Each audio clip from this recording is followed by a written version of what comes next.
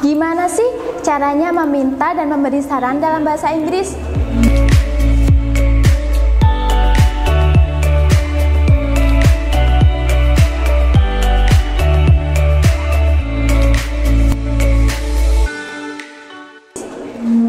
Halo Sobat Pintar, I'm Kak Tara. Welcome to my lesson in Belajar Online. So today we are going to learn about how to ask suggestion, how to give suggestion, and how to respond it. Jadi hari ini kita akan belajar gimana sih caranya kita meminta saran pada orang lain, caranya kita memberi saran kepada orang lain, dan menanggapi saran yang telah diberikan orang lain kepada kita. Sebelumnya kakak mau tanya, Sobat Pintar tahu nggak sih apa sih suggest itu? What does suggest mean? Suggest means to give a suggestion, that is to introduce or propose an idea or planning for someone's consideration. Jadi maksudnya suggest adalah memberi saran yang mana bisa berupa mengenalkan atau mengusulkan ide atau rencana untuk pertimbangan seseorang dalam mengambil sebuah keputusan. Gimana sih bentuknya suggestion itu? Suggestion can be informed, jadi bentuknya suggestion itu bisa berupa solution, solusi, idea, ide, planning, rencana, or advice atau nasihat. Dari animasi yang Sobat Pintar lihat sebelumnya, di situ ada anak-anak yang bosan. I'm bored, Mom, Dad, let's go camping. Di situ si anak selain mengajak orang tuanya pergi ke camping, si anak juga menyarankan ke orang tuanya agar tidak bosan diajak pergi ke camping. Jadi selain let's, Sobat Pintar juga bisa menggunakan ekspresi-ekspresi yang lain loh. Here I will show you. Yang pertama, let's. Jika Sobat Pintar menjumpai let's, itu harus diikuti oleh verb one. Verb one itu yang gimana sih Kak? Seperti study, read, cut, dan lain-lain. Contohnya gimana? Let's study, artinya ayo belajar. Berarti di situ Sobat Pintar memberi saran atau mengajak temannya belajar. Yang kedua, why don't you diikuti oleh verb one. Jadi jika Sobat Pintar menemui why don't you, harus diikuti oleh verb one ya Sobat Pintar. Contohnya gimana? Why don't you go to cinema? Kenapa kamu nggak pergi nonton aja? Dan yang ketiga, Sobat Pintar juga bisa menggunakan you could diikuti oleh verb one jika itu kalimatnya aktif. Di situ ada could. Sobat Pintar bisa mengetahui kalau could adalah salah satu modal auxiliaries di mana kalimat sesudahnya verbnya harus diikuti oleh verb one. Contohnya gimana? You could go home early. Kamu bisa pulang lebih cepat. Dan selanjutnya ada how about dan what about. Sekilas seperti mirip ya Sobat Pintar, how about dan what about. Tapi di situ ada perbedaannya loh. Jika how about itu harus diikuti oleh doing something or doing an activity, atau juga harus diikuti oleh verb ing. Contohnya, how about going to cinema? Bagaimana kalau nonton aja? Tapi jika what about itu harus diikuti oleh someone or something, harus diikuti oleh noun. Contohnya, what about cinema? Bagaimana kalau bioskop? Nah, di sini juga ada perbedaannya loh Sobat Pintar. Jika what about artinya Sobat Pintar itu masih kurang yakin terhadap saran yang telah Sobat Pintar berikan kepada orang lain. Tapi jika Sobat Pintar menggunakan how about, di sini Sobat Pintar lebih yakin terhadap saran yang telah Sobat Pintar berikan kepada orang lain.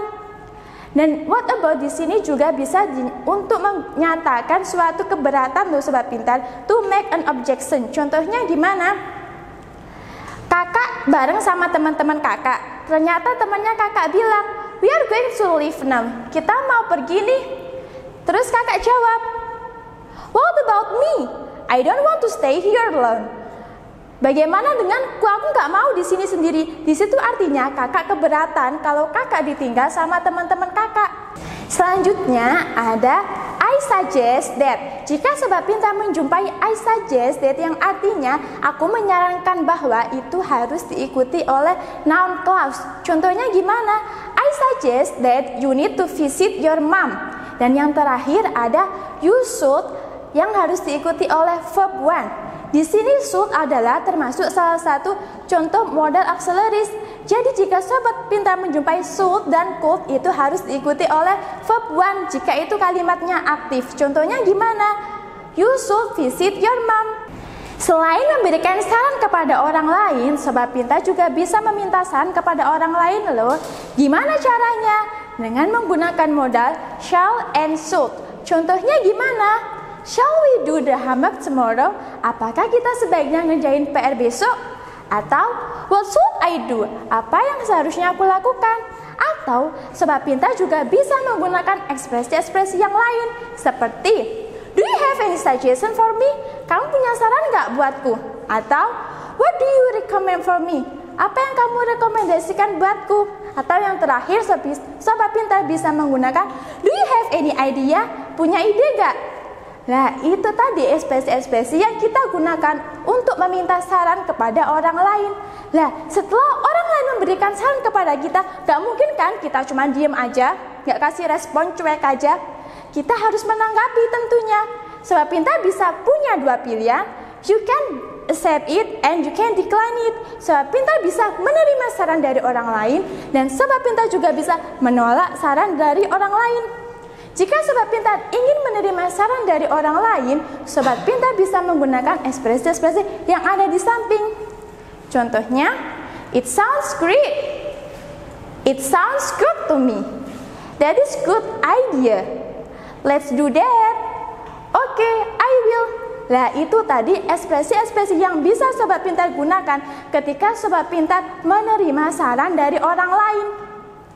Tapi, jika sobat pintar mau menolak, sobat pintar nggak boleh langsung pergi gitu aja atau dicuekin orangnya. Sobat pintar harus menolak dengan cara yang sopan. Gimana caranya? Dengan menggunakan ekspresi-ekspresi yang ada di samping.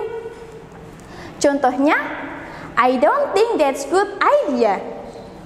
I'm not sure about that. Atau sobat pintar bisa berkata, sorry, I don't feel like I have to go.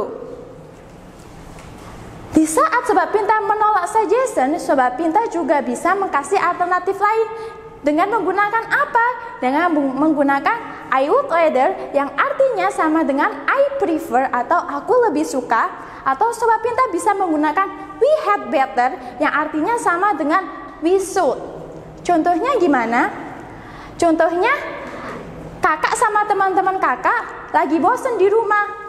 Ternyata kakak ingin kasih saran pada teman-teman kakak. Why don't we watch movie in cinema?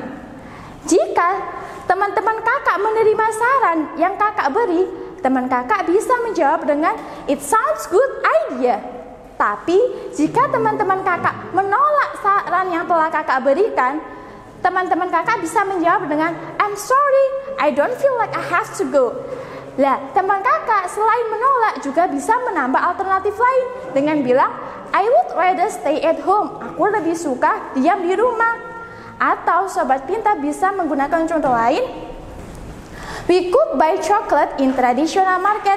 Kita bisa beli coklat di pasar. Lah, tapi ternyata temannya kakak nggak mau. I don't think that's good idea. Aku rasa itu bukan ide yang bagus. Dan selain temannya kakak menolak, teman kakak juga memberi alternatif lain. Apa alternatifnya? We have better buy in mall. Kita sebaiknya beli di mall aja. That's enough for our lesson today. Hopefully it can help you in learning English at home. See you on the next video. Thank you for watching this video. Don't forget to like, comment, and subscribe.